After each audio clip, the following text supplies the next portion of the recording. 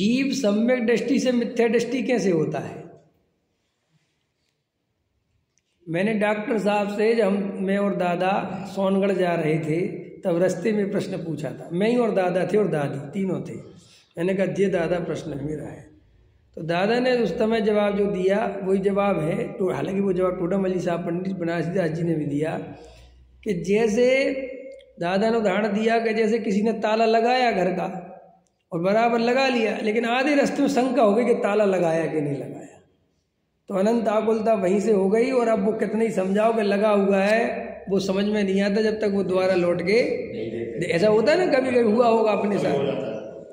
ऐसे ही सम्यक दृष्टि से मिथ्या दृष्टि कैसे होता है कि वह ऐसे ही हो जाता है, उसे शंका हो जाती है वो परिणति के चक्कर में। अरे ऐसे राग देश तो परिणति चल रही है, इतना तो मायाचार चल रहा, का समय दर्शन, बस वो इतने कहा और वो गया। वो अखंड त्रिकाली ध्रुव की श्रद्धा वहीं छूट गई। और ऐसे अपन श्रद्धान बनाते बनाते अपन ही गिरा देते हैं उसे। अपन थोड़ी देर के लिए, इसलिए और प्रॉब्लम ये भी है प्रकृति में, संयोगों में, सब जो भी है, एक तो प्रवचन सुनाने वाले इतने ज़्यादा हैं कि पूछो मत। और जैन दर्शन की तो और गजब गजब बात क्या करना, इसमें तो चारों नियोगों की चर्चा है, निमित्त की चर्चा है, व्यवहार की चर्चा है, क्रिया की चर्चा है, आचरण की चर्चा है। अब जैसे तैसे हम तुम्हें समझा भी रहे थे कि भैया तुम त्रिकाली ध्रुव भगवान आत्मा को श्रद्धान करो, जड़ की क्रिया जड़ में होती, उसके कर्ता धर्ता हम नहीं है। इतना तुमने जैसे तैसे समझ रहे थे, इतने में दूसरा प्रवचन शाम को किसी पंडित जी का सुन लिया और उनने कहा, हे भैया जड़ की क्रिया कह कह के स्वच्छंदी मत हो जाना, जल ग्रहण मत कर लेना, बस।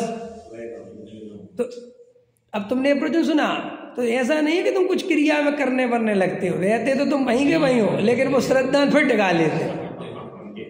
ऐसा नहीं कि तुम कुछ बदल जाते हो पंडित जी का वजह सुन के, तुम कल भी जैसे थे, बस नहीं क्रिया का ध्यान तो रखो ना, ध्यान कोई 2-4 नियम ले लो।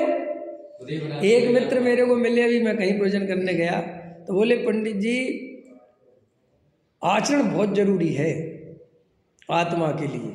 मैंने कहा बहुत अच्छी बात है, बिल्कुल। हमने कहा क्या सा आचरण होना चाहिए?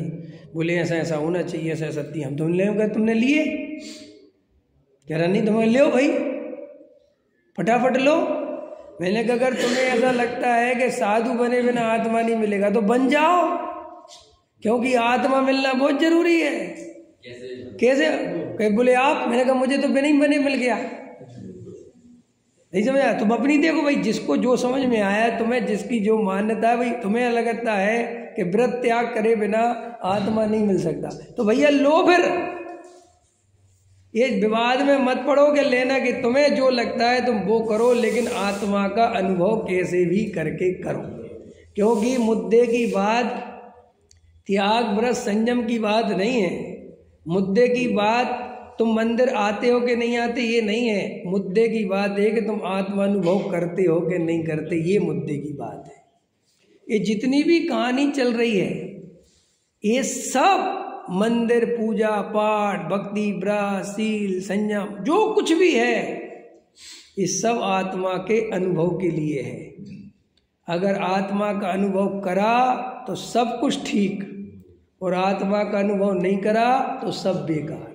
ये बिल्कुल वैसी बात है कि बच्चे को ट्यूशन लगाई, बच्चे को बैन लगाई, बच्चे को अच्छी स्कूल में डाला, समझे, अच्छे टीचरों से पढ़वाया, काहे के लिए?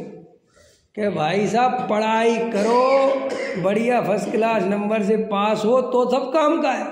और पता चला सारी व्यवस्था बनाई और बच्चा फेल हो गया, तो बोलो व्यवस्था किस काम की? ऐसे ही अपन ने जितने भी बाहरी क्रिया कांड लगाए और आत्मानुभव से वंचित रह गए और उन्हीं में उलझ के रह गए, तो जो उल्टा बन गया, दवाई ही बीमारी बन गई। आया समझ में? तो आचार्य कहते हैं कि तुम चौथे गुणस्थान का स्वरूप शांति से समझो, ज़्यादा उतावले मत हो।